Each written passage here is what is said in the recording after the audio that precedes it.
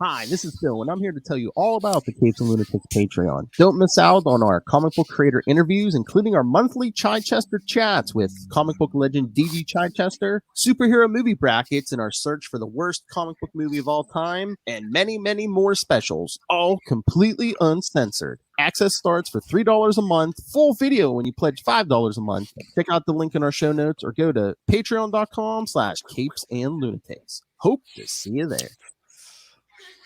This is Luca Perich, and you're listening to the Capes and Lunatics podcast. Recording has started.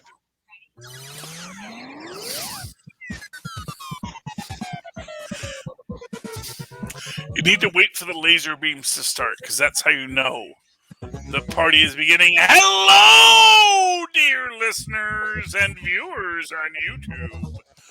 Welcome to Superconnectivity.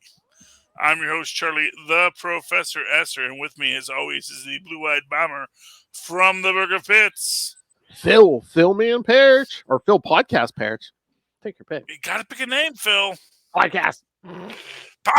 He's the king of podcasts because kids, what you're listening to now, this is pure artistry brought forth from the mind of Phil, made real by the will of Phil.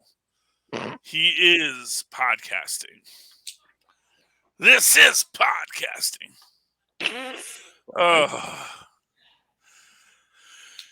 Anyway, Philip, it's good to be back once again here with my delighted listeners and viewers, with you, Phil, Podcast Perich. There's a little show out right now. Last episode, we talked about that family-friendly favorite, Naomi. Over on HBO Max, there's a little less family-oriented fare going on with a little show called Peacemaker. And it's delightful. I'm going to say that right off the bat. It is delightful. It is delightful in its self-referential nature, and makes me... it makes you wonder if this is a show that reads for non-nerds. I'll be honest with you, because, Phil, there's a meme out there from The Office with one of those with the girl, I think it's Pam, where they're showing her the two pictures and she says it's the same image. Yes. I am waiting for someone to do this with Drax and John Cena, and her just saying it's the same picture.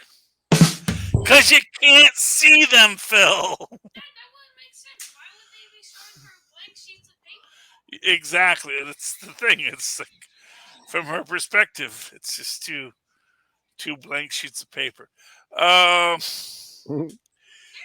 Yeah. No. Well. Well, they didn't notice. For what it's worth, for anyone who wants to say, "Oh, he can't really turn invisible," like, Star-Lord and Gamora didn't notice him until he started talking. Because it was like, yeah, he was there and he was moving so slowly, he had become invisible. Anyway, so this is interesting. We have our dear friend Peacemaker, sort of rehabilitating in the hospital, and he is discharged.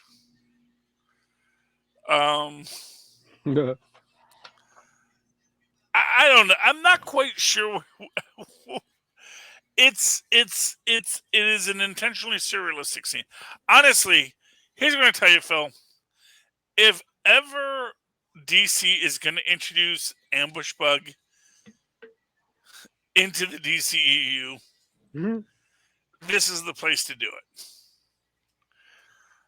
But, they should do like a hardcore, like, rebooted Grim and Gritty Ambush Bug. They should do Ambush Bug Assassin. to meet John Cena. I think that would be delightful. But in this episode, we do have John Cena, of course, leave the hospital, get into a cab. Oh, fair enough. Peacemaker. Chris, I forget his last name. Yeah, he's not John Cena. John Cena is the actor. The character is Peacemaker.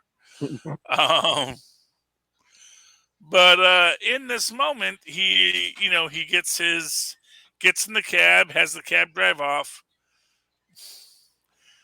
and within this entire concept, like why the cabbie, didn't really ask where to, didn't ask why this filthy, clearly mentally ill patient, if he had money to pay for this ride. Although I guess and I guess that's the thing. It's like he gets into the cab. He's thinking, okay, I have a lunatic in my backseat.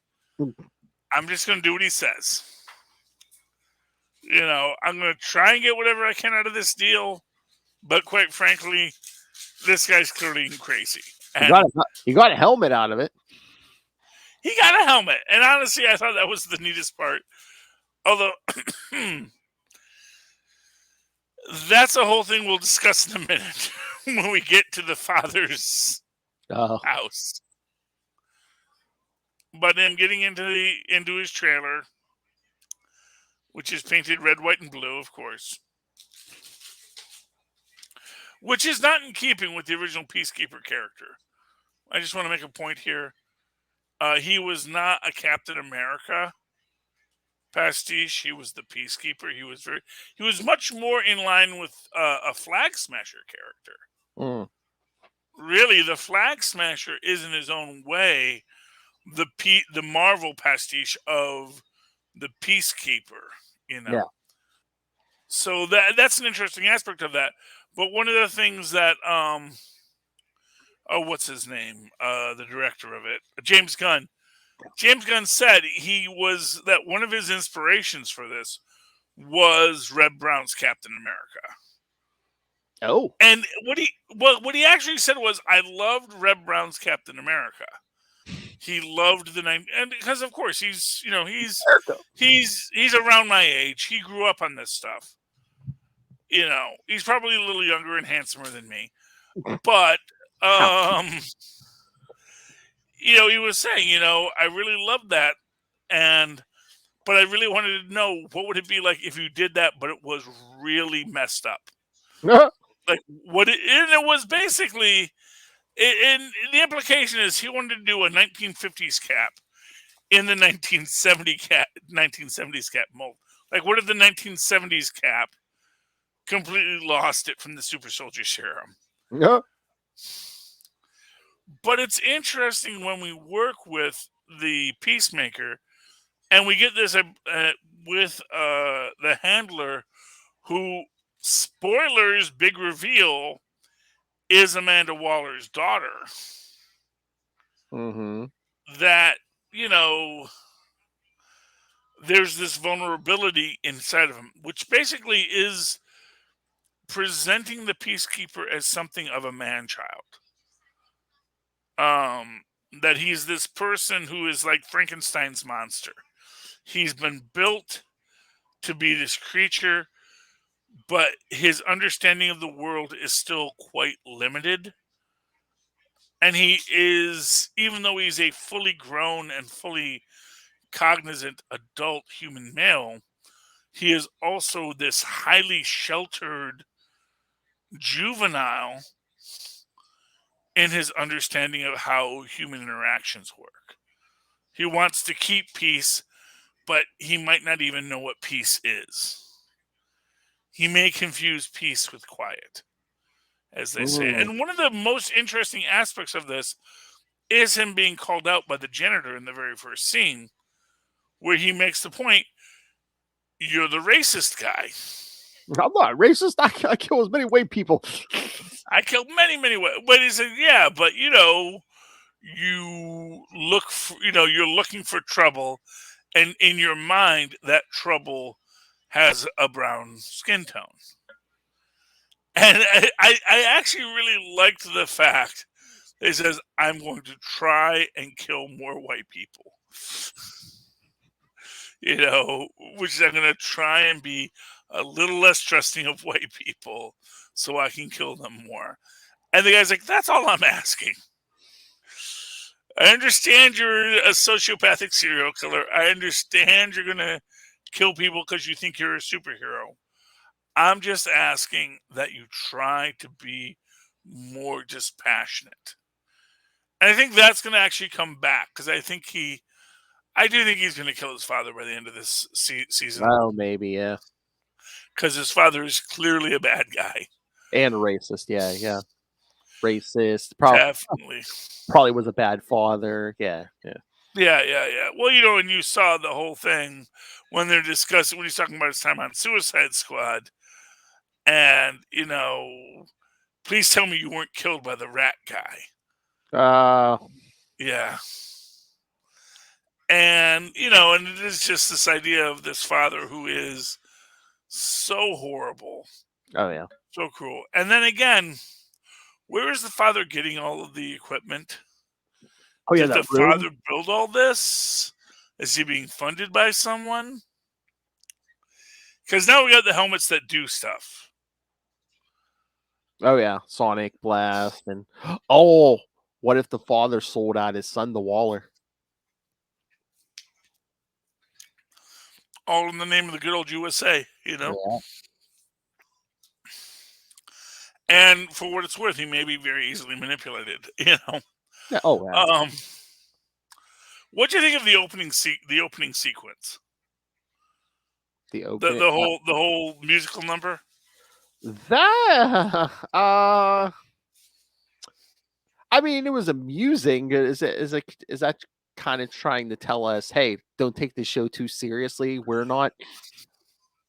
I mean, I think that is part of it. I think, what's funny is it reminds me a lot of the I don't know if you ever watched Be Positive.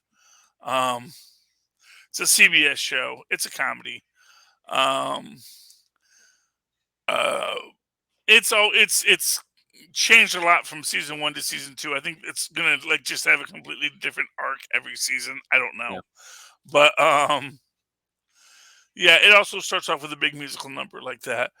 But what I found interesting, at least in the first episode, because I haven't seen the second episode yet, is that the guy who is the next door neighbor gets a shout out on that, as does the janitor. Now, maybe that's just because they're in that episode, so they got to be in that opening sequence, and there's going to be a new opening sequence every time. But it makes me wonder, are these people going to have more story to tell? And, in its own way, I guess it kind of reminds me a bit of the MODOK series, where he actually goes and tracks down his father, who was the founder of AIM, and he's in a little suburban town. He's an old man, but he's like, yes, but I was actually the guy who conceived of all of this. I'm an old man. So, yeah, it's interesting. We got our metahuman in this, which isn't. Yeah, which is, it's also this interesting thing, because one imagines that they didn't build this entire 80s hair metal love den in the time it took.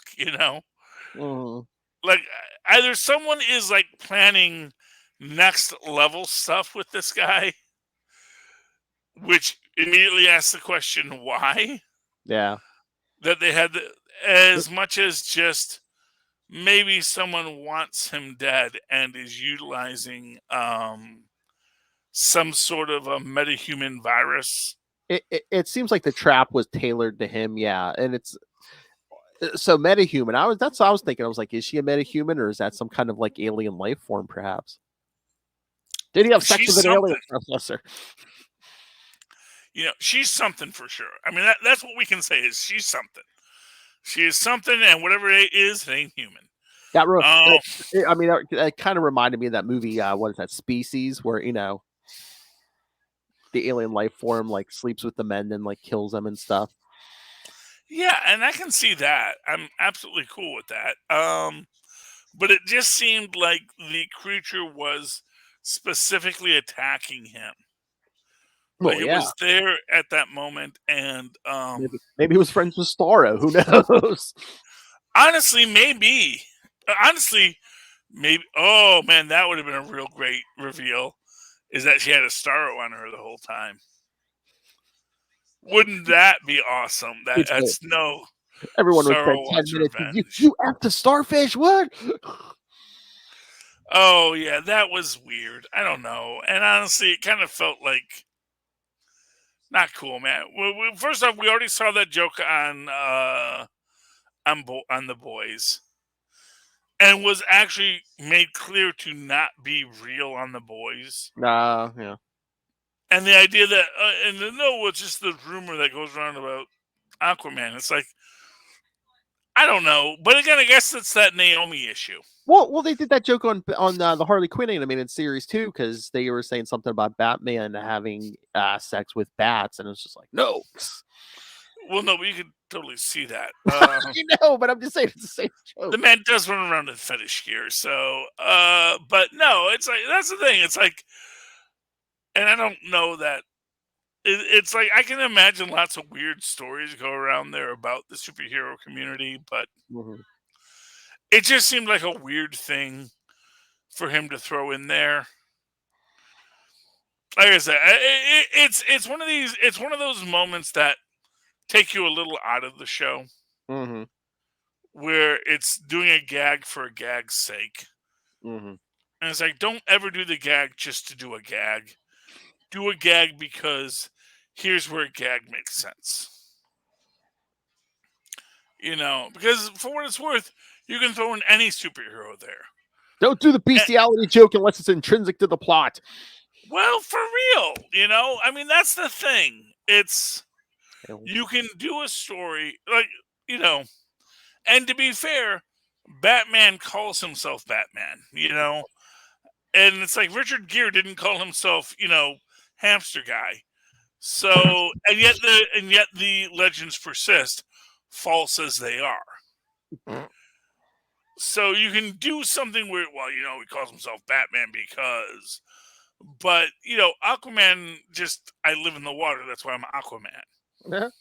I control fish. That's why I'm a magical superhero. But it's like, it's a weird thing. It's a weird thing. And like I said, we already did it in The Boys. So there's no reason to rehash it here. For any given reason. You want it to make sense in context of the story. But anyway, that's one joke thrown off at the beginning. Honestly, the fact that he's a racist or that he's killed more black people than white people or brown people than white people is a much better thing. And it probably true. And probably an honest, real thing to call the guy out on. And when you call him out on it, I think it makes sense that you pull it back and say, okay, I understand I've been wrong. Because I think that's going to be the arc of the series. It's about him realizing that, I'm not going to be the person everyone wants me to be.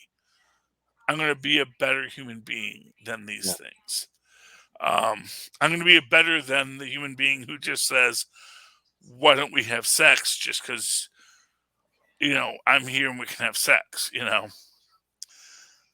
And that is a good thing that he grows beyond that.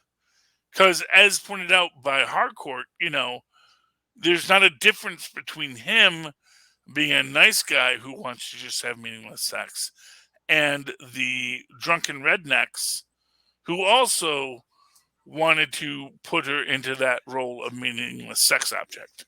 Mm-hmm. Neither one is giving her real respect, and that's why she is sick of it. And as much as Peacekeeper is a man-child character and is innocent in his foolishness, he is still acting a fool, and he's still causing hurt when he does it. It's like when he calls the waitress Sweet Cheeks, and everyone at the table is like, you don't call someone Sweet Cheeks. And, he's like, what? That's just, she has very pretty cheeks. And Yeah. which is also, within that entire concept, what does her appearance have to do with you speaking with her? This is a business transaction. Please be businesslike. It's not too much to ask that you treat your servers in the business-like fashion in which they are presenting their work to you in. Well, that's going to be the thing. His example probably growing up is probably just that dad. So that's probably how. Well, exactly. And that dad, we see him watching an Alex Jones pastiche. Oh yeah. I wonder if people believe in Superman in this universe. That's always that question, Anyway, but yeah, he fights and it was weird because when the eagle brings back the ferret at the end. Oh yeah. Part of me thought, like, did he get the ferret from the woman? Was she inhabited by a ferret? But I don't think so. Okay. I think it just, which honestly isn't. Generally speaking, bald eagles do not like attack prey. They tend to be scavenger birds. Just saying, I think it's just, oh, you're my only friend. Yeah. Well, it is what it is. And no, and like I said, I get the idea that it's a it's the eagle bringing something to him, but at the same time, it just didn't seem. I mean, well, of course, everything about the eagle's behavior is not proper for eagles, so maybe I shouldn't nitpick it so much because it is a TV show based on a comic book, based on something that James Gunn thought would be funny. Want to talk some comic books, Phil? Yes. Should we talk about the Superior Four? Yes. We got a bunch on it this week. Yeah. Auto 616, the greatest of us all, and he's using the Forever Gate to find other autos. And this is what bothers me. Yes, they are all autos. They are Auto Banner, Auto Howlet, and Auto Blaze.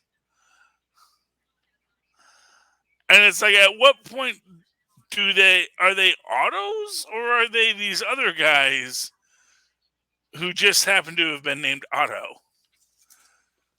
And I guess you can say there's a quantum signature to him, but he really wants to be a Nexus being in this. Mm-hmm. And to be fair, it's very Nexus being, like, in the sense that we saw with Loki, of, the idea that, no, all the Lokis can look different. But he wants to lead his team to defeat various things. I love the throw he threw out. He's like, I evolved into the superior Spider-Man, but I allegedly made a deal with the devil to return to this baser form. Basically like, I would never make a deal with the devil. Come on. Yeah, because although at the same time, Auto Blaze says no, that's a real thing you can do, dude. Oh yeah, I mean, I think Otto just at this point he can't conceive of. Oh, I would never sacrifice, everything I have for someone else. Yeah, well, that's what Vista wants. Does it bother you that Otto Banner only has 6 arms, or 6 limbs.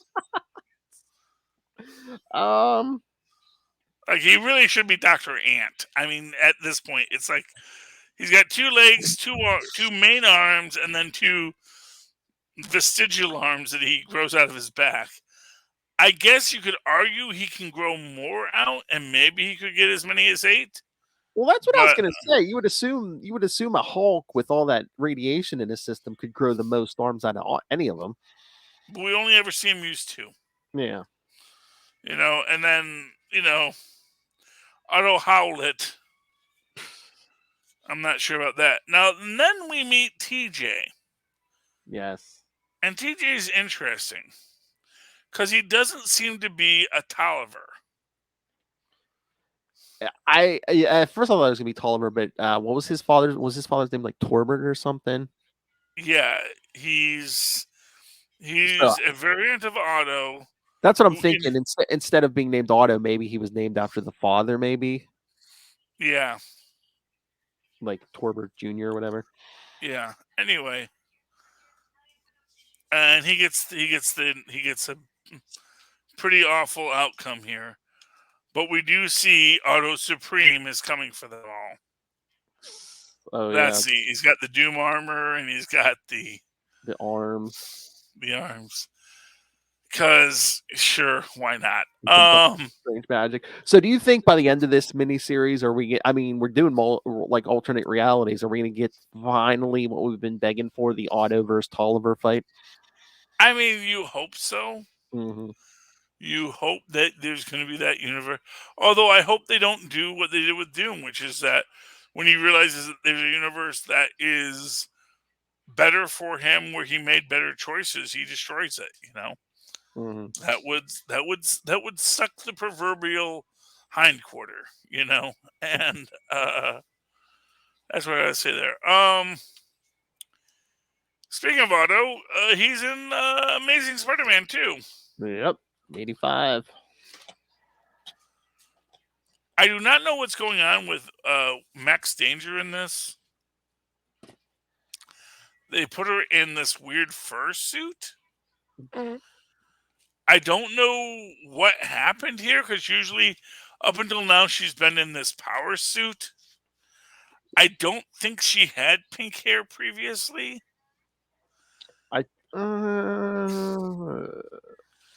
It's very odd.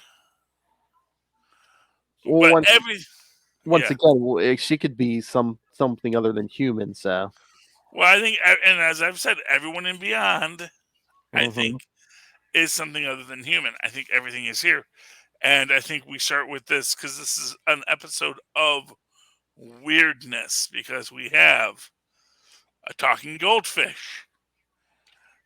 And then talking sandwiches. Mm-hmm.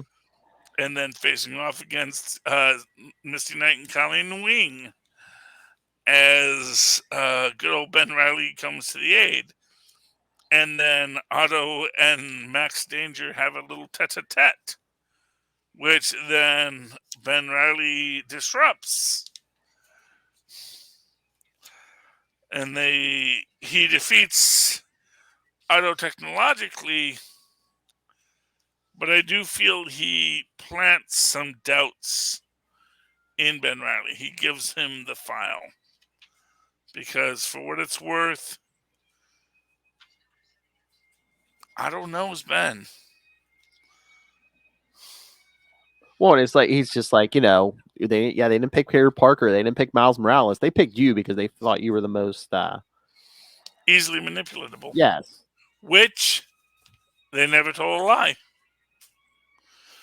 That's just the truth of it. You have a book you want to talk about, Phil? Let's see. Got a bunch. You want to do the final issue of Savage Avengers, number 28? Yes, I like. This is a very good one. Because basically the idea is that they divert Cullen Goth from his path. And even when Cullen Goth is brought by a wizard to face sorcerous things, he still chooses the sword to face Shurma-Gorath. And that was the test. The test was, will you be a warrior or will you be a sorcerer that will consume all things? And then when Conan completes his training of Cooling Gath. Kulangath, yeah, he of course is taken by King back to Samaria in time, and Conan's like, no, man, Strange promised me money and stuff. Yeah. And they do make the point that, Conan, he says, I saw your throne room. You did not have my sword among all your weapons. But then and he says, no, I did have it. It was just in the way. But then when he picks it up, it says, this isn't finished. This isn't over. This isn't over. Yes. I'm sorry. Yes, this isn't over. In English, because he knows that language now. And then he brings Conan back to the 22nd century, to the 21st century, just to mess with him, which I'm delighted in. Which means that now we do have our King Conan story existing in the Hyborian Age, but we also have Conan the Barbarians trapped in the 21st century. Can't wait to see how those stories play out. I love how Kang was like, I've seen various timelines. One, you get a Nova helmet, which that wasn't in that 2099 stuff a few years back, and then he's like, you get the meteor, and you get like advanced and stuff. I'm like, oh, they gave and one he becomes Vandal Savage. Okay. Yeah, basically. Yeah, well, that's the meteor. It's like he lives forever. That was poor old Redbeard's curse. Did you read any of the King Conans? No, I did not. I did not have time. No. Well, so it's told in two separate narratives. Okay. So you have his current narrative, which is him on a deserted island filled with coral made, like all of the dead rise up to attack you every evening. And they're all made of coral and death. And then you flash back to him as King of Aquiline. And we already receive in the first issue, that he's not the King of Aquiline anymore. And then the second issue, we see what's going on, where he realizes, he's raised his son well as the Prince of Aquiline, but his son only has knowledge from books. And so at the very end of all of their warring and fighting, he says, okay, I will not pursue more war against our neighbors just to enjoy myself, but I need to make you a better man. So I'm sending you out now, and when you can return with with great stories to tell me of how you conquered the land, then you can be King of Aquiline. And that's where we left off in issue 2. So basically, we're getting these two parallel stories, which is clearly that his son went out, had adventures, came back and is king, because in the first episode he says he is no longer king of Aquiline.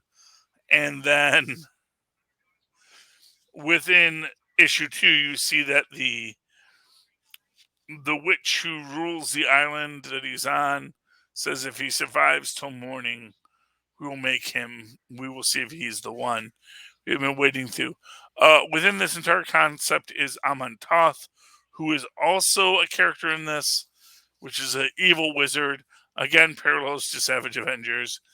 But because for poor old Conan, there's always another evil wizard. And his powers have failed him, and they are working together. But at once, Conan saves Amantath. Though, to be fair, after he had thrown him to the zombies. And now Amantath, rather after he saved, throws Conan to the zombies again because he's like, dude, I still hate you. Uh, so that was cool. Oh yeah. Sounds like Another book you want to talk about? Fantastic 439. Oh, that's a good one. I like Fantastic Four. I like Johnny Storm dealing with his problems, Mm-hmm. and I like Bentley's solution to the problem, especially in the sense that, and it's I gotta feel that this is very much the backdoor pilot for the new She-Hulk series we're getting, Yeah. which I think comes out next month. I think it might come out next week. Oh, well, that'd be awesome too. That'd be even better. I mean, I think we're going to see Judge Payne again in that, and the idea that they have an Omega level mutant judge expressly because you need someone in a superhuman courtroom to be an Omega level mutant, which I love the entire idea of that. Yes, Charlie. Wednesday. She-Hulk comes out Wednesday. Awesome. So next week we get to see part 3 of this 2-part epic. What did you think of? And honestly, I think this is like 2 backdoor pilots in one. Because we see Dragon Man and Bentley. What does he want to be called now, Philip? What does Bentley 23 want to be called now? The Wizard. Right. Along with his perfected clone of Whitney Bentley and Dragon Man. So do you think he actually convinced the Wizard he was a clone, or is the Wizard just like, oh crap, he outmaneuvered me, I got to get out of here? I think he convinced him he was a clone, and he probably is. Oh, that's the thing. It's like all of the Bentleys, they're all it's clones all the way down, Phil. Where's the original? Is he dead? Yeah, probably like for like 50 years. Dude, these books came out in the 60s, man. And he wasn't that young when he faced off against Agatha Harkness. So, Can you imagine if he died trying to invent some kind of weapon to like beat either Reed Richards or Johnny Storm and he accidentally died? Well, but the idea was that much like the great Otto Octavius, he just had clone bats. Yeah. And he didn't think, because that's the real weakness of the cloning module, is that you assume there is no soul, and I just need to rewrite another brain with my memories, and then we're good. And the problem is that you can't do it. It's not that easy. It's not a 1-to-1. And so when you do that, you open up the possibility of basically everything falling apart. And what did you think about the Franklin stuff? The Franklin stuff was really good, actually. Because it does, again, show it's all in Franklin's head. Oh, yeah. I mean, just that whole line, he's like, Beethoven wrote his first concerto at 12. I made a pocket universe before I was 5. Yeah, exactly. And it's just this idea of he knows what he could be. Mm-hmm.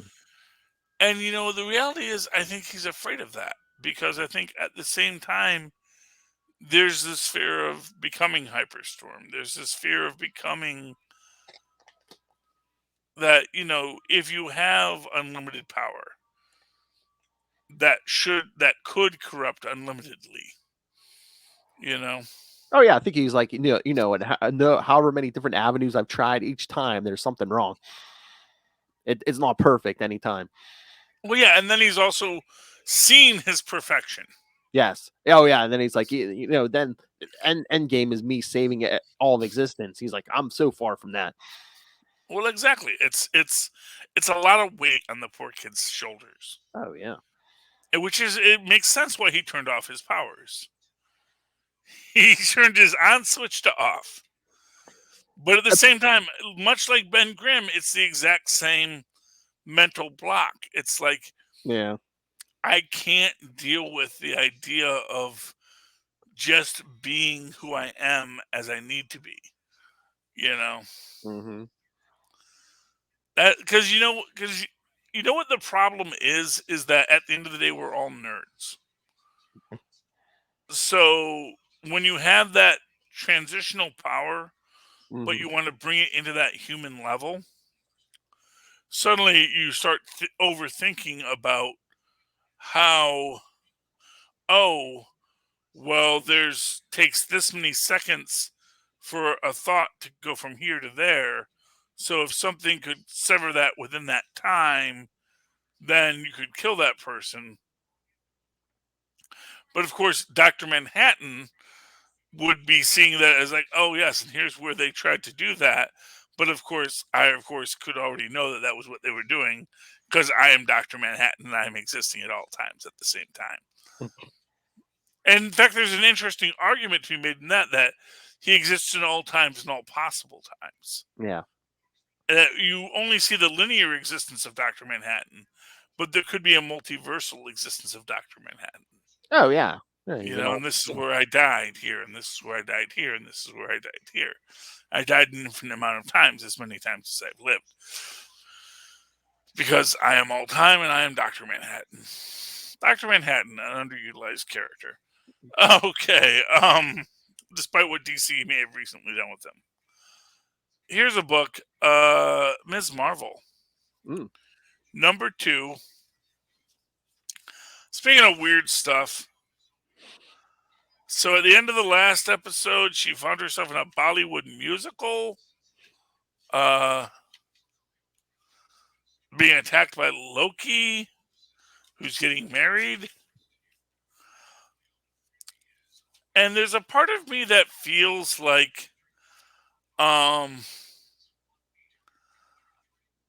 don't know, like they're trying to set up some kind of change to her because they've repeatedly made the statement, you used to be able to shapeshift into different people, but you can't do that anymore. Which is annoying. Because, of course, at first she could turn into a physical representation of Ms. Marvel. And later we saw her shapeshift into other people. But now they want to say that's not her thing. And I want to know if they're trying to set her up to be a purely energy-based power set in the future. But within this, we do see that as she is also seeing herself across many multiverses, and right now she has to face her shadow self from another universe. So that should be interesting. I just wonder if they'll line her up more with the Disney stuff. If they're just going to say, "Oh no, when you were able to stretch and change your shape, that was like your beginning form. Now you have evolved to this energy form." We'll see. Yeah. And maybe that's what, and I get the feeling that's what they're doing there. I don't like it. Yeah. But we'll deal with it. Did you read The Thing? Yes, I did. I have that in Wastelanders Doom. Which do you want to talk first? Let's talk Thing because you read it too. Yeah. Is there something going on? Am I missing something? I still don't know what's going on in this book. So at this point, so the basic premise is that what's her name? The lady is like a goddess being who created everything, and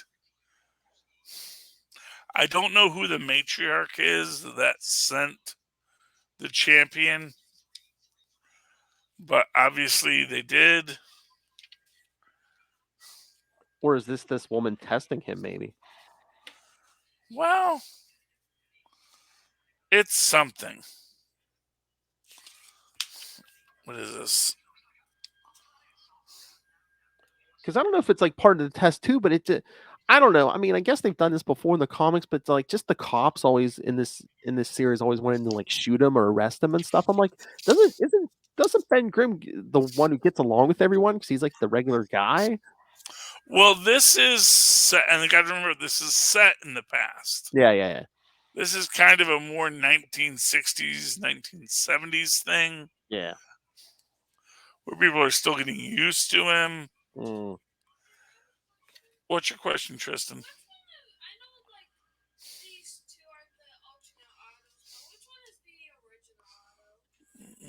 That's the original auto there, the first one. So that's Classic Auto, that's Banner Auto, that's Blaze Auto, and that's Howlet Auto.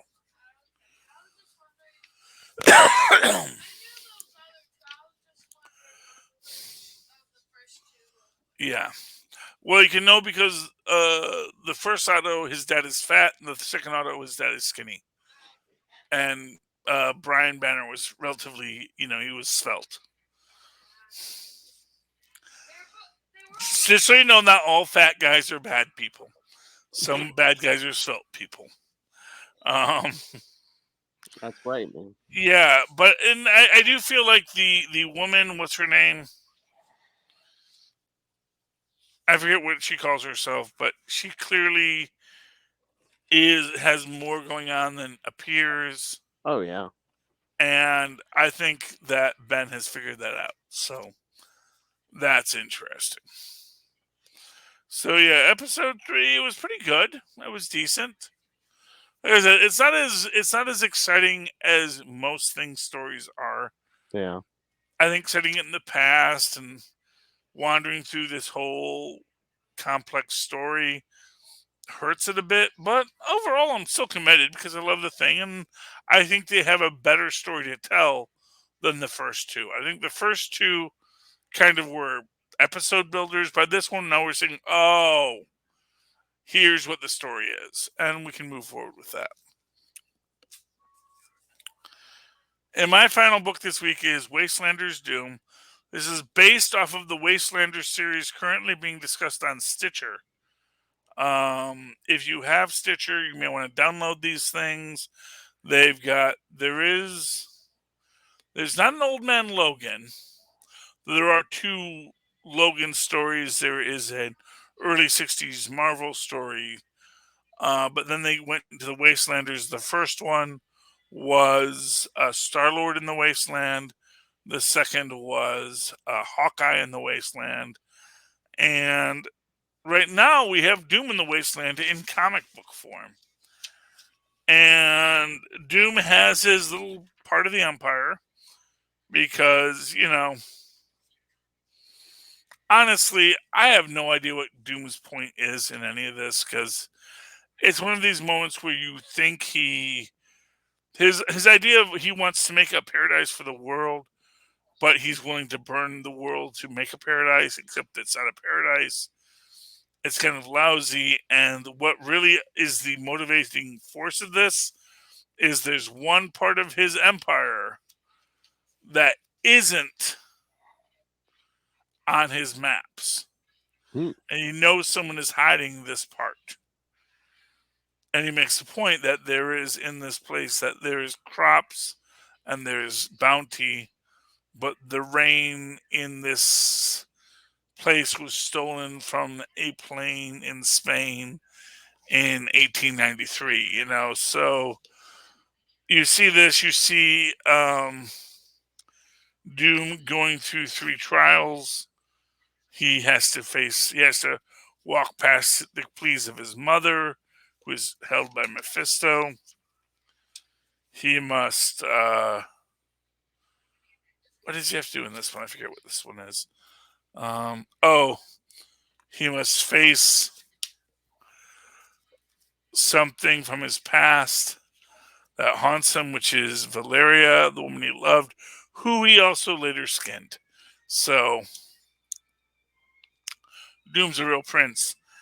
And then finally, they're looking at all of his memories because he has to sacrifice one memory to be lost forever. They offer him the memory of the birth of Valeria Von Doom, or Valeria Richards, his goddaughter, and he says, no, that's too precious. And finally, he chooses the memory of the person who carried him back to his father when he was hurt. And they say, so yes, so the first time a stranger offered you help, that is the memory we will steal from you. He says, what? What are you talking about? Because he just thought it as this moment of weakness, whereas actually it was the one time someone showed him kindness. And now it is removed. We get the big reveal that Agatha Harkness is the source of all this power. He wakes her up, and she basically takes Mordu's power from him. Mordu is the one that's been running the whole show. Mordu is dead, and then basically we find out that the woman that Doom meets in the beginning is Sophia Strange. And she's like, I have no interest in that book, Doom. Do not take that book. That is a stupid thing to do, Doom. I know you are a stupid person, but trust me, everyone who touches that book has had a bad day. Says, well, certainly I can handle the Darkhold, because I'm Victor Von Doom. Ba-ba-ba-ba-da-bop, cha! And that's the end of Doom's story. Next week, Grey Widow. So that's going to be fun. Yeah, I was looking it up. I've been meaning to listen to these, and I haven't. But yeah, I looked. I can because you can listen to it through the Sirius XM app if you have an account too, kids. I guess there's a Star-Lord, Wastelanders, Hawkeye, and Black Widow so far. So. Yeah, Black Widow must have just started that. Yeah, I think it looks like Star-Lord and Hawkeye. If you get the premium, you get it early. If you get the, I don't pay for premium. I just listen to commercials. Like I said, I have Sirius XM, so it looks like I can listen to that. But yeah, the Star-Lord and Hawkeye have like 10 episodes. Looks like Black Widow's just on episode 2 right now. So yeah, but what I will say on all of this is, the Darkhold. That just Doom is just an idiot. Oh yeah, he's always trying to. It's made by an elder demon, and at this, it's like the Serpent Crown. It's like we all know Set made it. We all know they made it so they could return to Earth. It's like the entire cult of Cthulhu. Like, to me, my entire idea of if it was an actual cult of Cthulhu, they just sang lullabies all the time. Well, he always likes trying to steal dangerous stuff. I mean, the Beyonders' powers. I mean, when he originally tried to steal the Silver Surfer's powers, how do you know Galactus isn't going to show up and is like, why are you touching my stuff? Well, and I think, quite frankly, Galactus did. Yeah. I mean, to be fair in all of this, I think it's like, stop it. Stop it, little monkey. Little monkey, do not grab that. You are a monkey. Oh, not even a monkey. It's like, a little fly. Hey, yeah. Well, I mean, you want to be respectful. He is still a simian. Yeah. But at the same time, it's just, and to be fair, in some of the best Fantastic Four books ever written, they do make the point that, when the true forces of the universe deal with Doom, and they say, well, you see, normally when you act out, we just call it a monkey lashing out that got a little power temporarily and it's fine. But you actually raise to another level when you punch the Watcher. It's like, dude, those are our Watchers. You don't do that. And that's why we're punishing you. Mm-hmm. Because, you want to have all this power, but you are still bound by the rules. And there are those who write the rules and those who live by the rules. And the fact of the matter is, they're often the same people. Because we all should live by the rules. And that's my PSA. All right, Philip. Philip. Yes. And I know, I just want to make this point here right now. We here at Superconnectivity, we used to be powered by the largesse of the great and powerful Master Doom. That time has ended. And now we here in the Capes and Lunatics Network, we are on our own. But you listeners, you are our democracy. You are the voices that power us. And we want to hear your voices. We would like to hear you. at capesandlunatics@gmail.com. That's capes and lunatics, all spelled out, all one word, at gmail.com. Write us with your thoughts on this episode and every episode on the Capes and Lunatics feed. Call us at 614-382-2737. That's 614-38-CAPES. Call us. Leave us your thoughts. Leave us your voice messages. Let us know how the Capes and Lunatics Network can serve you best. And if you would like to serve us, if you would like to help us, go to Linktree, linktr.ee/capesandlunatics. Go to that site. You will find our merch, which you can purchase, which we adore you when you do. You can find our Patreon page, where for as little as $5 a month, you can get video, seeing our topless movie reviews, our superhero movie brackets. Will Fantastic be declared the worst superhero movie of all time? Or will Puma Man come from behind and be the Cinderella story of bad movies? We will decide, and you can help if you go to Linktree, that's linktr.ee/capesandlunatics, and help us make that decision. And in the meantime, Philip, is there any way that someone would like to reach out to you separately, or are you covered by all of that? I mean, I'm covered by all that, but I mean, I'm on Twitter and everything at Nightwing PDP. So yeah, There we go. So follow on the Twitters. Follow Nightwing PDP at Nightwing PDP, because that is Philip D. Perich. Philip Podcast Perich. The D is for podcasting. And in the meantime, you can always write to me in that old-fashioned email way, the way our mothers and fathers and aunts and uncles and ancient ancestors once did, at superconnectivityblog@gmail.com. That's superconnectivityblog, all one word, at gmail.com. And you can also follow me on the Twitters when I live tweet things like Naomi, 9 o'clock on Tuesdays, and Legends of Tomorrow on Wednesdays. I'm not sure when it comes on, at Charlie Esser. That's CharlieEsser. Look for the two E's in the middle. for quality. Thank you, Maz. All right, ladies and gentlemen. Thank you once again for coming to us, for listening to us, for connecting with us. Please join us again next week as we once again super connect again. Good night. Good night.